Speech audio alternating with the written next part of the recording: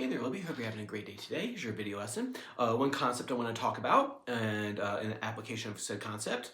If you have questions at the end or look at anything, feel free to shoot that on over in a message and I'll be more than happy to answer. So let's get to it. So where we left off last time was our we're going through the checklist of making sure we know of our cage major shapes. So I think we're doing it with the chord D. Cortez the Killer, E minor, D, and A minor is our experimentation song with this. Remember what you want to do is with these songs, it's not about crazy hard riffs, it's about understanding the fretboard, not acrobatics on this thing. Which will come later, but the first thing is you just got to understand how it's all kind of laid out and how everything interconnects with one another and through all the keys. So with this one, we talked about E form, which was this guy right here. Right? We're doing the D chords. We have our D chord right there. Then we have our A form, and then we have our C form. Now, remember we talked about before, the magic of caged isn't in the big shapes. The big shapes, obviously, you can play them, and they're useful in that respect. But really, what the magic of this stuff is when you break it into small pieces, and that's what we're going to talk about today. So the chord progression of the song itself is going to be E minor to D to A minor, right?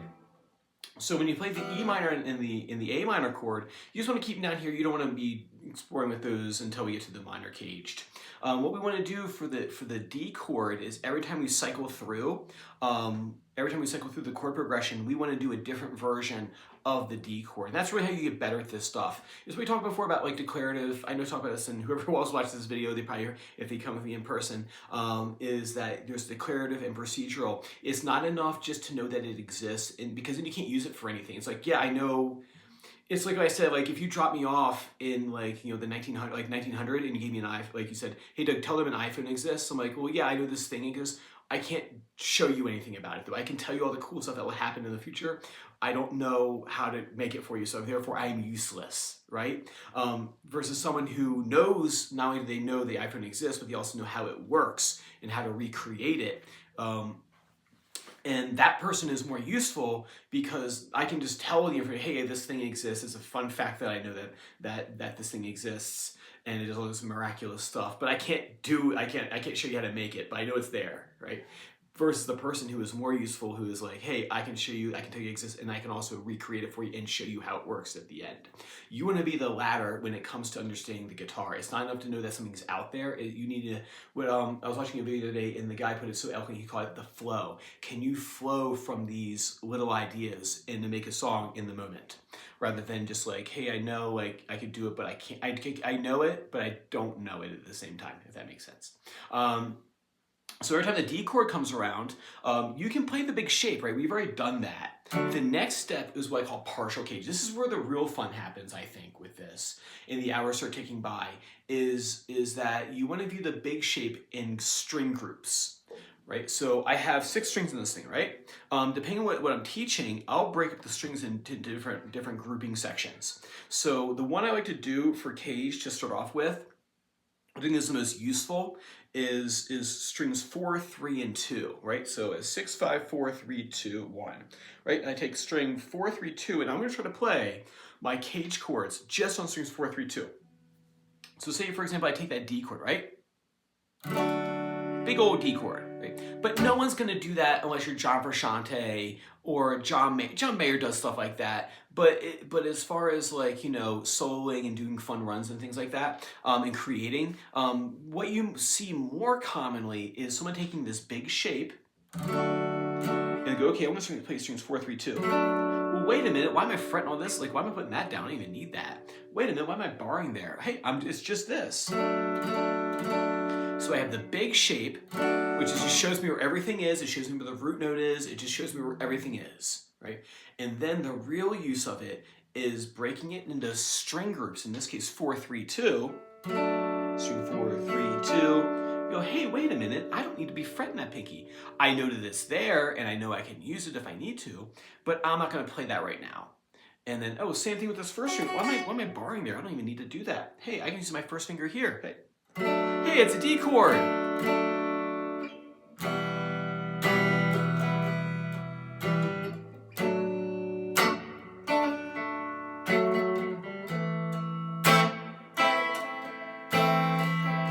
How about that, right?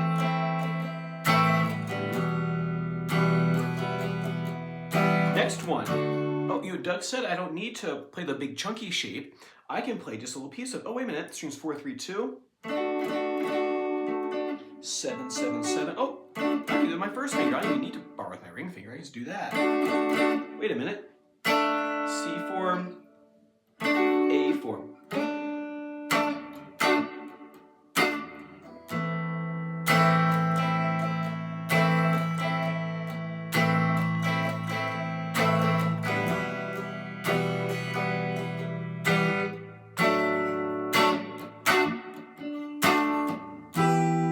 Oh, A minor. So I get. That happens sometimes. I kind of just forget what chords we're playing. Anyway, so what you see them doing is that I'm taking the big cage shape, and the end goal is not just to know the shape, but it's be able to dissect it into smaller segments.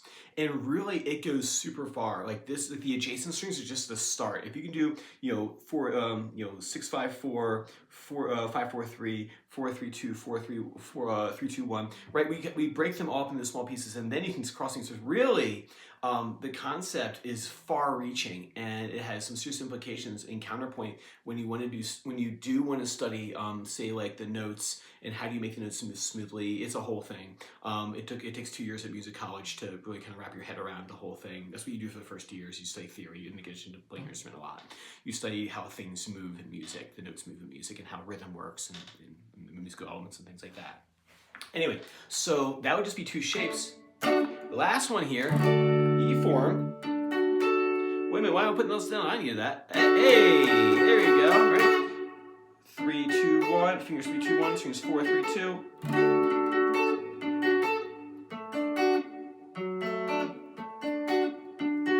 All a D chord, right? You guys can play D up the neck. I don't think of chords as these so much anymore, or like a long time ago I stopped thinking of them that, like they're just open shapes. For me, I just see the dots all over the fretboard and how they interlock. So if you said, hey Doug, play a D chord on the guitar for me, I might do something, right? Something like that. I think of that as D. It's not just an open shape down here, but it's all the things that on the guitar, that all the 3 notes that do make up the D chord. So when the chords are coming around, to actually implement it in practice,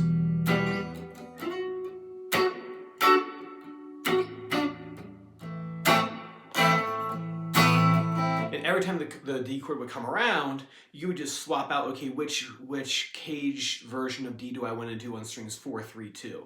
Stick with 4, 3, 2, because if you have trouble doing it on the fly or in the flow, is the drummer guy I was watching this morning so eloquently put. If you don't have flow, then it doesn't matter what you know, right? You can know all about caged, on paper, right? But if you can't implement it, it doesn't mean anything. It's just a fun fact that you know, like, hey guys, have you run cage 4? Yeah, I know about it, but I can't do it if you ask me to show you. So that's one aspect of cage, how it's useful. The other aspect of cage, how it's useful, would be, say, for example, if I'm playing Cortez, right, or if I'm playing the backing track.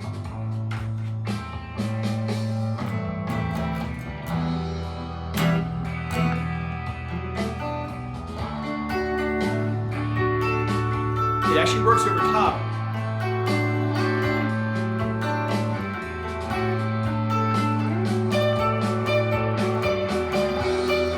It works over the whole thing. So if I'm just jamming, I'm just going to practice my cage chords over the top, the whole thing.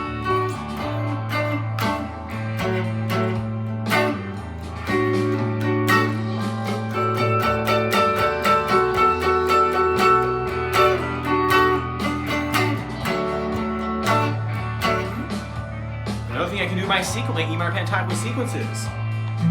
Then my box 1. 1, 2, 3, 1,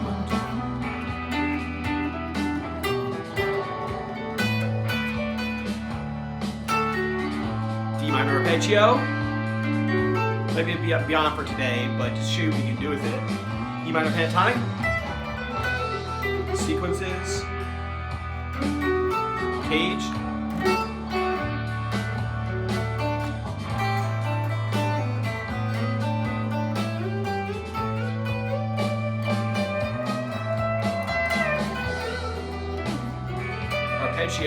Right, so I'm doing with this, almost turn the video off, is that I'm just switching between stuff that I've already learned with E minor pentatonic and in the cage chords. It just literally stacks, and the more you learn, like the more you learn your fretboard, the more things you get to do.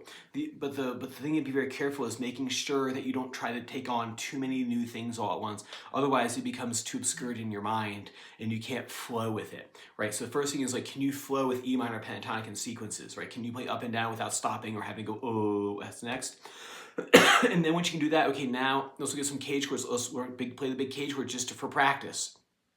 Then once you can do that, once you can see where the big shapes are, then okay, now you break them into smaller pieces, and how do those smaller pieces lay out in the fretboard, and then how do those interconnect with one another, right? So it's just, everything is just to build off the last thing that you've learned. So try to avoid, like, oh God, like shiny, shiny, shiny, shiny, shiny.